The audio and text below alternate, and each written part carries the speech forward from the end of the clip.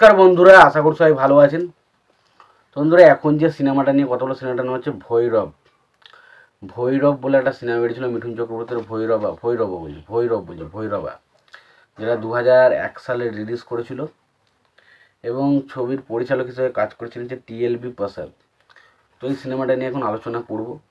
তো তার আগে আপনাদেরকে একটাই কথা বলবো, যদি আপনারা চ্যানেলটায় নতুন হয়ে থাকেন অবশ্যই আপনারা চ্যানেলটা সাবস্ক্রাইব করে নেবেন।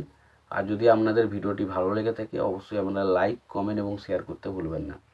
তো ভৈরবা এই যে সিনেমাটা, এই সিনেমাটা সত্যি কথা বলছি শুধুমাত্র একটা মানুষ রয়েছে যেটার নাম হচ্ছে মিঠুন চক্রবর্তী। তো একমাত্র সিনেমার পজিটিভ পয়েন্ট হচ্ছে এই মানুষটা। আদার্স কিন্তু ছবিটা কিন্তু খুব একটা ভালো কিছু নয়। তো ছবিটা একমাত্র মিঠুন চক্রবর্তী এই মানুষটার জন্য কিন্তু ছবিটা। আপনি যদি মিঠুন চক্রবর্তীর ফ্যান হয়ে থাকেন বা মিঠুন চক্রবর্তীর সিনেমা আপনার যদি ভালো লেগে থাকে তাহলে অবশ্যই ছবিটা চেক আউট করুন। তাছাড়া কিন্তু ছবিটা আপনার কতটুকু ভালো লাগবে সেটা আমি বলতে পারছি না। তো ভৈরবা সিনেমাটা নিয়ে যদি আমি আলোচনা করি, তো তার আগে একটাই কথা বলবো আপনাদেরকে, যদি আপনারা চ্যানেলটায় নতুন হয়ে থাকেন অবশ্যই আপনারা চ্যানেলটা সাবস্ক্রাইব করে নেবেন। তো ভৈরবা সিনেমাটার বিষয়ে আলোচনায় যাওয়ার আগে সিনেমার পরিচালক এবং সঙ্গীত পরিচালক হিসেবে কারা কাজ করেছে সেই বিষয়টাকে দেখে নেব এবং তারপর নয় সিনেমার বিষয়ে আলোচনায় আমি যাব। তো ভৈরবা সিনেমাটার পরিচালক হিসেবে কাজ করেছেন হচ্ছে টিএলবি প্রসাদ।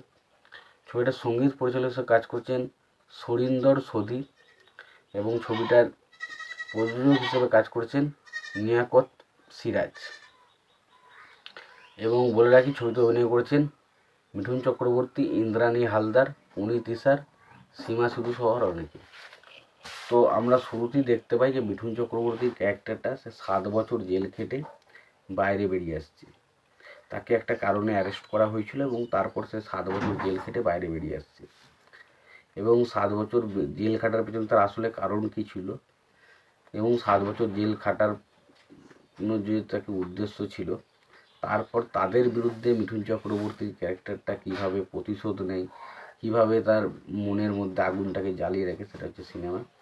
এবং এটা এছাড়া সিনেমার মধ্যে বলার মতো কিছু নেই। সিনেমাতে প্রথম আমি বললাম মিঠুন চক্রবর্তীর যে অ্যাকশন দিনগুলো আমরা দেখতে পাই বা ডায়লগগুলো দেখতে পাই সেগুলো কিন্তু আমাদের কাছে দারুণভাবে ওয়ার্ক করেছে, সেগুলো কিন্তু বেশ মজা পেয়েছি। এবং ছবিতে অ্যাকশন দিচ্ছে মিঠুন চক্রবর্তী বেশ ভালো। বাকি সেই হিসাবে গল্পটাও খুব একটা আহামরি কিছু নয়। বাকি যে সাপোর্টিং কাস্টিং হিসাবে যারা হয়েছে তাদেরও কাজ যে বিশাল কিছু লেগেছে এটা কিন্তু লাগেনি। এবং গানগুলো ওভারঅলে ঠিকঠাক বলা যায়। তো ওভারঅল আমি এটুকুই বলবো, সিনেমাটা কিন্তু ভালো সিনেমা, খুব একটা নয়। তবে যদি মিঠুন চক্রবর্তীর সিনেমা আপনারা দেখতে ভালোবাসেন অবশ্যই একবার সিনেমাটাকে চেক আউট করতে পারেন। আর আজকের ভিডিও এটুকুই, দেখা হচ্ছে ততক্ষণের জন্য ভালো থেকো, সুস্থ থেকো, দেখা হচ্ছে পরে ভিডিওতে। আর একটাই কথা বলবো, চ্যানেলটা নতুন হয়ে থাকলে অবশ্যই তোমার চ্যানেলটা সাবস্ক্রাইব করে নিয়ে পাশে বেল আইকনটা অবশ্যই প্রেস করে দিও।